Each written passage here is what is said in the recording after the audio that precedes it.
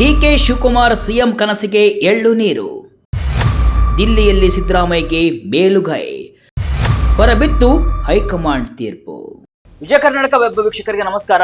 ನಾನು ಶಿವಮೂರ್ತಿ ಸರ್ಬಾ. ಸಿಎಂ ಬದಲಾವಣೆ ಪ್ರಹಸನಕ್ಕೆ ಅಂತಿಮ ಮುದ್ರೆ ಬೀಳುತ್ತೆ ಅಂದುಕೊಂಡಿದ್ದ ಇಡೀ ಡಿಕೆಶಿ ಟೀಮ್ಗೆ ಶಾಕ್ ಆಗಿದೆ. ಎರಡರಲ್ಲೂ ಕೂಡ ಒಂದು ತೀರ್ಮಾನ ಮಾಡಲೇಬೇಕು ಅಂತ ದಿಲ್ಲಿಗೆ ಹೋಗಿದ್ದ ಡಿಕೆಶಿಗೂ ಈಗ ಬಿಗ್ ಶಾಕ್ ಆಗಿದೆ. ಕೊನೆಗೂ ಅಂತಿಮ ನಿರ್ಧಾರ ಹೊರಹಾಕಬೇಕಿದ್ದ ಹೈಕಮಾಂಡ್ ಮೌನಕ್ಕೆ ಶರಣಾಗಿದೆ. ಆದ್ರೆ ಇದು ಡಿಕೆಶಿ ವಿಚಾರದಲ್ಲಿ ಮಾತ್ರ. ಆದ್ರೆ ಸಿದ್ದರಾಮಯ್ಯನವರ ದಿಲ್ಲಿ ಒಂದು ಹಂತಕ್ಕೆ ಸಕ್ಸಸ್ ಆಗಿದೆ. ಸಿಎಂ ಕುರ್ಚಿ ಆಟದಲ್ಲಿ ಬಹುತೇಕ ಸಿದ್ದರಾಮಯ್ಯನವರ ತಂತ್ರಗಾರಿಕೆ ಮೇಲುಗೈಯನ್ನ ಸಾಧಿಸಿದೆ. ಮುಖ್ಯಮಂತ್ರಿ ಸಿದ್ದರಾಮಯ್ಯ, ಡಿಸಿಎಂ ಡಿಕೆ ಶಿವಕುಮಾರ್ ಇಬ್ಬರು ಕೂಡ ದೆಹಲಿಗೆ ತೆರಳಿದ್ದು ಎಲ್ಲರಿಗೂ ಗೊತ್ತಿರುವಂತಹ ವಿಷಯ. ಈ ಭೇಟಿಯಲ್ಲಿ ಒಂದು ಸ್ಪಷ್ಟ ವ್ಯತ್ಯಾಸವಿತ್ತು. ಸಿಎಂ ಸಿದ್ದರಾಮಯ್ಯನವರು ಸೋನಿಯಾ ಗಾಂಧಿ, ರಾಹುಲ್ ಗಾಂಧಿ ಹಾಗೂ ಎಐಸಿಸಿ ಅಧ್ಯಕ್ಷ ಮಲ್ಲಿಕಾರ್ಜುನ ಖರ್ಗೆ ಅವರನ್ನ ಭೇಟಿಯಾಗಿ ಮಾತುಕತೆಯನ್ನು ನಡೆಸಿದರು. ಆದ್ರೆ ಡಿಸಿಎಂ ಡಿಕೆ ಶಿವಕುಮಾರ್ ಅವರಿಗೆ ಹೈಕಮಾಂಡ್ನ ಪ್ರಮುಖ ನಾಯಕರ ಭೇಟಿಗೆ ಅವಕಾಶ ಸಿಗಲಿಲ್ಲ. ಮುಖ್ಯಮಂತ್ರಿ ಪದವಿ ತಮಗೆ ಬೇಕು ಎಂಬ ತಮ್ಮ ಬಹುಕಾಲದ ಬೇಡಿಕೆಯನ್ನ ಡಿಕೆ ಶಿವಕುಮಾರ್ ಹೈಕಮಾಂಡ್ ಮುಂದೆ ಇಡಲು ಸಜ್ಜಾಗಿತ್ತು. ಆದ್ರೆ ಇದರ ವಾಸನೆ ಹಿಡಿದ ಸಿದ್ದರಾಮಯ್ಯನವರು ತಮ್ಮದೇ ಆದ ಒಂದು ಬಲಿಷ್ಠ ದಾಳವನ್ನ ಉರುಳಿಸಿದ್ರು. ಅದುವೇ ಸಂಪುಟ ಪುನಾರಚನೆ. ಈ ಆಟದಲ್ಲಿ ಸದ್ಯ ಸಿದ್ದರಾಮಯ್ಯ ಮೇಲುಗೈಯನ್ನ ಸಾಧಿಸಿದ್ದು ಡಿಕೆಶಿಯ ಸಿಎಂ ಕನಸು ನುಚ್ಚು ನೂರಾಗಿದೆ. ಈಗ ಹೈಕಮಾಂಡ್ ಒಂದು ಗಟ್ಟಿ ನಿರ್ಧಾರಕ್ಕೆ ಬಂದಿದೆ.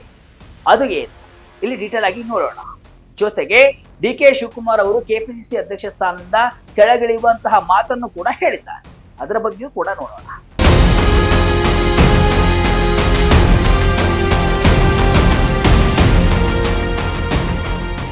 ನವೆಂಬರ್ 20ಕ್ಕೆ ಕಾಂಗ್ರೆಸ್ ಅಧಿಕಾರಕ್ಕೆ ಬಂದು 2.5 ವರ್ಷ ಆಗುತ್ತೆ. ಆನಂತರ ನಾನು ಸಿಎಂ ಆಗಬಹುದು ಅಂದುಕೊಂಡಿದ್ದಂತಹ ಡಿಕೆಶಿಗೆ ಮೊದಲಿನಿಂದಲೂ ತೊಡಕುಗಳು ಎದುರಾಗಿತ್ತು. ಯಾಕಂದ್ರೆ ಸಿಎಂ ಕುರ್ಚಿ ಮೇಲೆ ಕುಳಿತಿರುವುದು ಮಾಸ್ ಲೀಡರ್ ಸಿದ್ದರಾಮಯ್ಯ.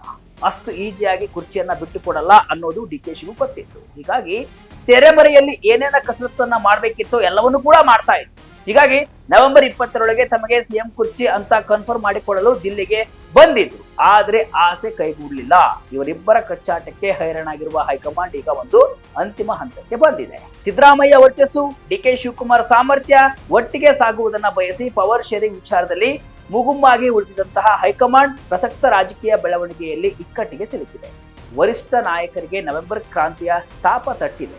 ಅವಧಿ ಪೂರ್ಣಗೊಳಿಸಲು ಸಿಎಂ ಪ್ರಯೋಗಿಸುತ್ತಿರುವ ಕ್ಯಾಬಿನೆಟ್ ಪುನಾರಚನೆ ಅಸ್ತ್ರ ಹಾಗೂ ತಮ್ಮ ಸರದಿಗಾಗಿ ಸಂಯಮದ ಅವಧಿ ಮುಗಿದುದನ್ನ ನೆನಪಿಸಿರುವ ಡಿಸಿಎಂ ಡಿಕೆ ಶಿವಕುಮಾರ್ ಬೇಡಿಕೆಯಿಂದಾಗಿ ಗೊಂದಲಕ್ಕೆ ಸಿಲುಕಿರುವ ಎಐಸಿಸಿ ನಾಯಕತ್ವ ಸದ್ಯಕ್ಕೆ ಯಥಾಸ್ಥಿತಿ ಬೆಸ್ಟ್ ಎಂಬ ಲೆಕ್ಕಾಚಾರಕ್ಕೆ ಬಂದಿದೆ.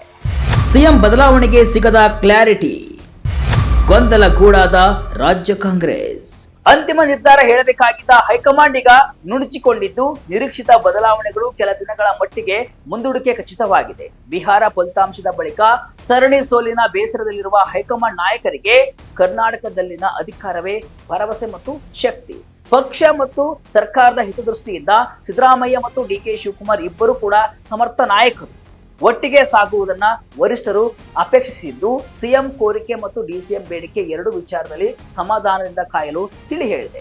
ನಾಯಕತ್ವ ಸರದಿ ಬೇಡಿಕೆ ವಿಚಾರದಲ್ಲಿ ಸ್ಪಷ್ಟ ತೀರ್ಮಾನಕ್ಕಾಗಿ ಪಟ್ಟು ಹಿಡಿದಿರುವ ಡಿಕೆ ಸಹೋದರರಿಗೆ ಮತ್ತದೇ ಸಮಾಧಾನದ ಪಾಠ ಮಾಡಿರುವ ಖರ್ಗೆ ಅವರು ಡಿಸೆಂಬರ್ ಮೊದಲ ವಾರ ಶುರುವಾಗುವ ಸಂಸತ್ ಅಧಿವೇಶನ ಸಂದರ್ಭದಲ್ಲಿ ರಾಹುಲ್ ಗಾಂಧಿ ಸೇರಿದಂತೆ ಎಲ್ಲಾ ನಾಯಕರು ಒಟ್ಟಿಗೆ ಸಮಾಲೋಚಿಸಿ ಮುಂದಡಿ ಇಡುವ ಭರವಸೆಯನ್ನ ನೀಡಿದ್ದಾರೆ. ಡಿಸೆಂಬರ್ 8ರಿಂದ ವಿಧಾನಮಂಡಲ ಅಧಿವೇಶನವೂ ಕೂಡ ಶುರುವಾಗಲಿದ್ದು ಸಂಪುಟ ಮತ್ತು ನಾಯಕತ್ವದಲ್ಲಿ ಸರ್ಕಾರದಲ್ಲಿ ಬದಲಾವಣೆ ಸಾಧ್ಯತೆಗಳು ಇಲ್ಲ.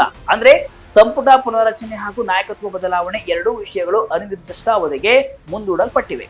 ಸದ್ಯಕ್ಕೆ ಬಿಹಾರ ಚುನಾವಣೆಯ ಫಲಿತಾಂಶದ ಅಪಘಾತದಲ್ಲಿರುವಂತಹ ಹೈಕಮಾಂಡ್ಗೆ ಕರ್ನಾಟಕದ ಈ ಜಟಾಪಟಿಯನ್ನ ಬಗೆಹರಿಸುವ ಮನಸ್ಥಿತಿ ಇಲ್ಲದಿರುವುದು ಇಲ್ಲಿ ಸ್ಪಷ್ಟವಾಗಿ ಕಾಣುತ್ತೆ. ದಿಲ್ಲಿ ವರಿಷ್ಠರ ಕೈಯಲ್ಲಿ ಸಚಿವರ ಭವಿಷ್ಯ. ಸಮರ್ಥ ಮತ್ತು ಸ್ಪಂದನಾಶೀಲ ಆಡಳಿತದ ಭರವಸೆಯೊಂದಿಗೆ ಅಧಿಕಾರಕ್ಕೆ ಬಂದಿದ್ದ ರಾಜ್ಯದ ಆಡಳಿತ ಮಾದರಿ ಬಗ್ಗೆ ಹೆಚ್ಚಿನ ನಿರೀಕ್ಷೆ ಹೊಂದಿದ ಹೈಕಮಾಂಡ್ ಸಿದ್ದರಾಮಯ್ಯ ಸಂಪುಟದ ಸಚಿವರ ಕಾರ್ಯಕ್ಷಮತೆ ಬಗ್ಗೆ 2 ವರ್ಷ ತುಂಬಿದ ಸಂದರ್ಭದಲ್ಲೇ ವರದಿಯನ್ನ ಪಡೆದುಕೊಂಡಿದೆ. ಕಳೆದ ವಿಧಾನಸಭಾ ಚುನಾವಣೆಯಲ್ಲಿ ಗ್ಯಾರಂಟಿ ಸೇರಿ ತಂತ್ರಗಾರಿಕೆ ಹೊಂದಿದ ವ್ಯಕ್ತಿ ಮೂಲಕವೇ ವರದಿಯನ್ನ ಪಡೆಯಲಾಗಿದ್ದು ಬಹಳಷ್ಟು ಸಚಿವರು ಅಧಿಕಾರಕ್ಕೆ ಹಕ್ಕುದಾರರಾಗಿದ್ದಾರೆಯೇ ಹೊರತು ಇವರಿಂದ ಸರ್ಕಾರದ ವರ್ಚಸ್ಸಿಗೆ ಯಾವ ಕೊಡುಗೆಯೂ ಇಲ್ಲ. ತಮ್ಮ ಖಾತೆಯಲ್ಲೂ ಕ್ರಿಯಾಶೀಲರಾಗಿಲ್ಲ, ಜನ ಕಲ್ಯಾಣದ ಆಸಕ್ತಿಯೂ ಇಲ್ಲ ಅಂತ ಹಿರಿಯ ಸಚಿವರನ್ನ ಪಿಂಚಣಿದಾರರು ಅಂತ ದೊಡ್ಡ ಪಟ್ಟಿಯನ್ನೇ ವರಿಷ್ಠರ ಕೈಗಿಟ್ಟಿದ್ದಾರೆ. ಇದರ ಅರಿವಿದ್ದ ಮುಖ್ಯಮಂತ್ರಿಗಳು 2.5 ಪೂರೈಸುತ್ತಿರುವ ಸಂದರ್ಭದಲ್ಲಿ ಸರ್ಕಾರದಲ್ಲಿ ಕ್ರಿಯಾಶೀಲತೆಗೆ ಪುನಾರಚನೆ ಅಸ್ತ್ರ ಪ್ರಯೋಗಿಸಿದರು. KN ರಾಜಣ್ಣ ಮತ್ತು ಬಿ ನಾಗೇಂದ್ರ ರಾಜೀನಾಮೆಯಿಂದ ತೆರವಾಗಿರುವ ಸ್ಥಾನಗಳು ಸೇರಿದಂತೆ ಒಟ್ಟು 14 ಮಂದಿ ಹೊಸಬರಿಗೆ ಸಂಪುಟದಲ್ಲಿ ಅವಕಾಶವನ್ನ ಕಲ್ಪಿಸುವ ಪ್ರಸ್ತಾಪವನ್ನ ಸಿದ್ಧಪಡಿಸಿದೆ. ಸಂಪುಟ ಪುನಾರಚನೆಯಾದ್ರೆ ಅಧಿಕಾರ ಹಂಚಿಕೆ ಚರ್ಚೆ ನೇಪಥ್ಯಕ್ಕೆ ಸೇರುತ್ತೆ ಎಂಬುದು ಲೆಕ್ಕಾಚಾರ. ಕಳೆದ ಶನಿವಾರ ರಾಹುಲ್ ಗಾಂಧಿ ಅವರನ್ನ ಭೇಟಿಯಾದ ಸಿದ್ದರಾಮಯ್ಯ ಅವರು ತಮ್ಮ ನಾಯಕನಿಗೆ ಬಿಹಾರ ಫಲಿತಾಂಶದ ಬೇಸರ ದೂರ ಮಾಡುವ ಧೈರ್ಯ ಹೇಳಿದರು. ರಾಜ್ಯದಲ್ಲಿ ಆಡಳಿತದಲ್ಲಿ ಕ್ರಿಯಾಶೀಲತೆಗೆ ಸಂಪುಟ ಸರ್ಜರಿ ಪ್ರಸ್ತಾಪವಿಟ್ಟ ಸಿದ್ದರಾಮಯ್ಯ ಅವರಿಗೆ ಅಧ್ಯಕ್ಷ ಖರ್ಗೆ ಹಾಗೂ ಪ್ರಧಾನ ಕಾರ್ಯದರ್ಶಿ KC ವೇಣುಗೋಪಾಲ್ ಜೊತೆಗೆ ಚರ್ಚಿಸುವಂತೆ ರಾಹುಲ್ ಗಾಂಧಿ ಸಲಹೆಯನ್ನು ಕೊಟ್ಟರು. ಅಖಾಡಕ್ಕೆ ಧುಮುಕಿದ್ದ DK ಬ್ರದರ್ಸ್. ಸಿದ್ದರಾಮಯ್ಯ ಈ ದಾಳ ಉಳಿಸ್ತಾ ಇದ್ದಂತೆಯೇ ಇತ್ತ ಕೆಪಿಸಿಸಿ ಅಧ್ಯಕ್ಷ ಹಾಗೂ DCM DK ಶಿವಕುಮಾರ್ ಸಹೋದರರು ಅಖಾಡಕ್ಕೆ ಇಳಿದ್ರು. ಸಂಯಮದ ನಡೆ ಇರಲಿ ಎಂಬ ಹೈಕಮಾಂಡ್ನ ಕಿವಿ ಮಾತನ್ನ ಇಷ್ಟು ದಿನ ಚಾಚು ತಪ್ಪದೆ ಪಾಲಿಸಿಕೊಂಡು ಬಂದಿದ್ದ DK ಶಿವಕುಮಾರ್ ತಮ್ಮ ಸರದಿ ಬಂದಿದೆ ಎಂಬುದನ್ನ ನೆನಪಿಸಲು ದಿಲ್ಲಿಗೆ ಹಾರಿದ್ರು. ಸಿದ್ದರಾಮಯ್ಯನವರು ಖರ್ಗೆ ಅವರನ್ನ ಭೇಟಿಯಾಗುವುದಕ್ಕೂ ಒಂದು ದಿನ ಮುಂಚಿತವಾಗಿ DK ಶಿವಕುಮಾರ್ ಮತ್ತು ಅವರ ಸಹೋದರ DK ಸುರೇಶ್ ಖರ್ಗೆ ಅವರ ನಿವಾಸಕ್ಕೆ ತೆರಳಿ ಮೇ 2023ರ ಒಪ್ಪಂದವನ್ನ ಜಾರಿಗೊಳಿಸುವ ಸಮಯವಿದು ಅಂತ ನೇರವಾಗಿ ಪಟ್ಟು ಹಿಡಿದ್ರಂತೆ. ಇದು ಕೇವಲ ಖರ್ಗೆ ಅವರ ಭೇಟಿಗೆ ಸೀಮಿತವಾಗಲಿಲ್ಲ. ದೆಹಲಿಯಲ್ಲೇ ಉಳಿದ DK ಶಿವಕುಮಾರ್ ಪಕ್ಷದ ನಾಯಕಿ ಪ್ರಿಯಾಂಕಾ ಗಾಂಧಿ ಅವರನ್ನ ಭೇಟಿಯಾಗಿ ತಮ್ಮ ಹಕ್ಕನ್ನ ಪ್ರತಿಪಾದಿಸಿದ್ದಾರೆ. ಇತ್ತ ಸಿದ್ದರಾಮಯ್ಯ ದೆಹಲಿಗೆ ಬಂದಾಗ ಕರ್ನಾಟಕ ಭವನದಲ್ಲಿ ಅವರನ್ನ ಭೇಟಿಯಾಗಿರುವ DK ಸುರೇಶ್ ತಮ್ಮ ಸಹೋದರನ ಬೇಡಿಕೆಯ ಬಗ್ಗೆ ಮತ್ತೊಮ್ಮೆ ಚರ್ಚೆಯನ್ನ ಮಾಡಿದ್ದಾರೆ. ಇದು ತೋರಿಸುವುದೇನೆಂದ್ರೆ ಈ ಬಾರಿ DK ಸಹೋದರರು ಯಾವುದೇ ಕಾರಣಕ್ಕೂ ತಮ್ಮ ಬೇಡಿಕೆಯಿಂದ ಹಿಂದೆ ಸರಿಯುವ ಮನಸ್ಥಿತಿಯಲ್ಲಿಲ್ಲ. ಅಧಿಕಾರ ಹಂಚಿಕೆಯ ಮಾತುಕತೆ ಸ್ಪಷ್ಟವಾಗುವವರೆಗೂ ಸಂಪುಟ ಪುನಾರಚನೆಗೆ ಅವಕಾಶವನ್ನ ನೀಡುವುದಿಲ್ಲ ಎಂಬ ಕಠಿಣ ಸಂದೇಶವನ್ನ ಅವರು ರವಾನಿಸಿದ್ದಾರೆ. ಸಂಸತ್ ಅಧಿವೇಶನ ಸಂದರ್ಭದಲ್ಲಿ ಎಲ್ಲಾ ನಾಯಕರು ಒಟ್ಟಿಗೆ ಸೇರಲಿದ್ದು ಆ ಸಂದರ್ಭದಲ್ಲಿ ನಾಯಕತ್ವದ ವಿಚಾರದ ಬಗ್ಗೆ ಕೂಡ ಚರ್ಚಿಸಲಾಗುವುದು. ಅಲ್ಲಿಯವರೆಗೆ ಸಂಪುಟ ಪುನಾರಚನೆಗೆ ಅವಕಾಶ ಸಿಗುವುದಿಲ್ಲ. ಹೀಗಾಗಿ ಸಮಾಧಾನದಿಂದ ಇರುವಂತೆ DK ಸಹೋದರರಿಗೆ ಮಲ್ಲಿಕಾರ್ಜುನ ಖರ್ಗೆ ಕಿವಿ ಮಾತನ್ನ ಹೇಳಿದ್ದಾರೆ. ಇದರೊಂದಿಗೆ ನಾಯಕತ್ವ ಮತ್ತು ಸಂಪುಟ ಪುನಾರಚನೆ ಕುರಿತಾದ ನಿರೀಕ್ಷೆ, ಗೊಂದಲ, ಚರ್ಚೆ, ಕುತೂಹಲ ಇನ್ನಷ್ಟು ಕಾಲ ಮುಂದುವರಿಯುವುದು ಗ್ಯಾರಂಟಿ ಆಗಿದೆ. ಫುಲ್ ಇಕ್ಕಟ್ಟಿಗೆ ಸಿಲುಕಿದ ಹೈಕಮಾಂಡ್ ನಿಜವಾದ ಇಕ್ಕಟ್ಟು ಏನಂದ್ರೆ ಯಾರೊಬ್ಬರನ್ನು ಕೂಡ ನೋಯಿಸಿಕೊಳ್ಳುವ ಸ್ಥಿತಿಯಲ್ಲಿ ಅವರೀಗ ಇಲ್ಲ.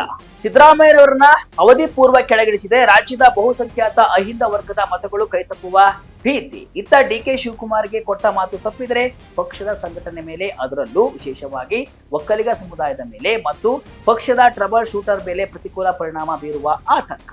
ಹೀಗಾಗಿಯೇ ಸದ್ಯಕ್ಕೆ ಯಾವುದೇ ನಿರ್ಧಾರ ಬೇಡ, ಯಥಾಸ್ಥಿತಿ ಕಾಪಾಡುವುದೇ ಉತ್ತಮ ಎಂಬ ಲೆಕ್ಕಾಚಾರಕ್ಕೆ ವರಿಷ್ಠರು ಬಂದಿದ್ದಾರೆ.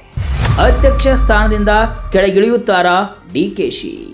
ಈ ಎಲ್ಲಾ ಬೆಳವಣಿಗೆ ಮಧ್ಯೆ DKಶಿ ಅಧ್ಯಕ್ಷ ಸ್ಥಾನದಿಂದ ಕೆಳಗಿಳಿಯುತ್ತಾರಾ ಅನ್ನೋ ಚರ್ಚೆಗಳು ಕೂಡ ಶುರುವಾಗಿದೆ. ನಾನು ಅಧ್ಯಕ್ಷನಾಗಿ ಬರುವ ಮಾರ್ಚ್ ತಿಂಗಳಿಗೆ 6 ವರ್ಷವಾಗಲಿದೆ. ನಾನು DCM ಆದಾಗಲೇ ಅಧ್ಯಕ್ಷ ಹುದ್ದೆಯನ್ನ ತೊರೆಯಲು ಸಿದ್ಧವಾಗಿದ್ದೆ. ಆದ್ರೆ ಹೈಕಮಾಂಡ್ ನೀವೇ ಸ್ವಲ್ಪ ದಿನ ಮುಂದುವರಿಯಿರಿ ಅಂತ ಸೂಚನೆ ಕೊಟ್ಟಿತ್ತು. ಹೀಗಾಗಿ ನಾನು ಇದ್ದೆ. ಶಾಶ್ವತವಾಗಿ ನಾನು ಅಧ್ಯಕ್ಷನಾಗಿ ಇರಲು ಸಾಧ್ಯವಿಲ್ಲ, ಬೇರೆಯವರಿಗೂ ಕೂಡ ಅವಕಾಶವನ್ನ ಮಾಡಿಕೊಡಬೇಕು ಅಂತ ಹೇಳಿದ್ರು. DKಶಿ ಅವರ ಈ ಮಾತು ಈಗ DKಶಿ ಟೀಮ್ ನಲ್ಲಿ ತಳಮಳವನ್ನ ಸೃಷ್ಟಿಸಿದೆ. ಅಲ್ಲಿಗೆ ಇಲ್ಲಿ ಸಿದ್ದು ಮಾಡದ ಕಾರ್ಯತಂತ್ರ ಸಕ್ಸಸ್ ಆದಂತೆ ಕಾಣಿಸ್ತಾ ಇದೆ. ಇಷ್ಟೆಲ್ಲ ತ್ಯಾಗದ ಮಾತಿನ ನಡುವೆಯೂ ಕೂಡ ಒಂದು ವಿಶ್ವಾಸವನ್ನ ಅವರು ಉಳಿಸಿಕೊಂಡಿದ್ದಾರೆ. ಪವರ್ ಸಿಕ್ಕೇ ಸಿಗುತ್ತೆ, ಎಲ್ಲಿ ಶ್ರಮ ಇದೆಯೋ ಅಲ್ಲಿ ಫಲ ಇದೆ, ಎಲ್ಲಿ ಮನಸ್ಸಿದೆಯೋ ಅಲ್ಲಿ ಮಾರ್ಗವಿದೆ ಅಂತ ಹೇಳುವ ಮೂಲಕ ತಮ್ಮ ಮುಖ್ಯಮಂತ್ರಿ ಹುದ್ದೆಯ ಆಕಾಂಕ್ಷಿ ಇನ್ನೂ ಜೀವಂತವಾಗಿದೆ ಎಂಬ ಸಂದೇಶವನ್ನು ಕೂಡ ರವಾನಿಸಿದ್ದಾರೆ.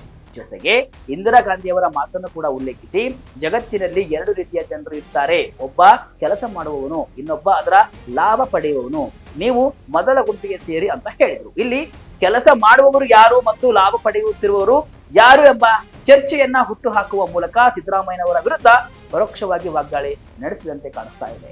ಹಾಗಾದ್ರೆ ಮುಂದೇನು? ಇದು $1 ಮಿಲಿಯನ್ ಪ್ರಶ್ನೆ. ಹೈಕಮಾಂಡ್ ಒಂದು ಸ್ಪಷ್ಟ ನಿರ್ಧಾರ ತೆಗೆದುಕೊಳ್ಳುವವರೆಗೂ DKಶಿ ಇದರಿಂದ ಹಿಂದೆ ಸರಿಯುವಂತ ಕಾಣಿಸ್ತಾ ಇಲ್ಲ. ಇದೇ ಸ್ಥಿತಿ ಮುಂದುವರೆದರೆ ಅದು ಪಕ್ಷದ ಪ್ರದರ್ಶನದ ಮೇಲೆ ಯಾವ ರೀತಿ ಪರಿಣಾಮ ಬೀರಬಹುದೋ ಗೊತ್ತಿಲ್ಲ.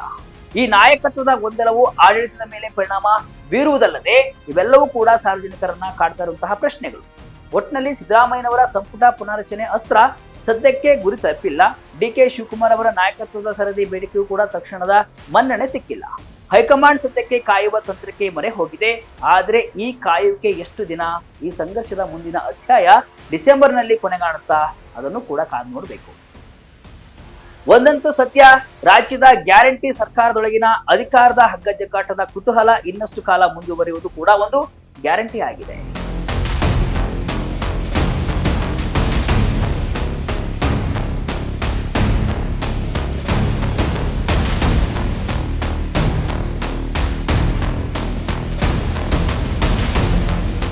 ಇದಿಷ್ಟು ಇವತ್ತಿನ ವಿಶೇಷ.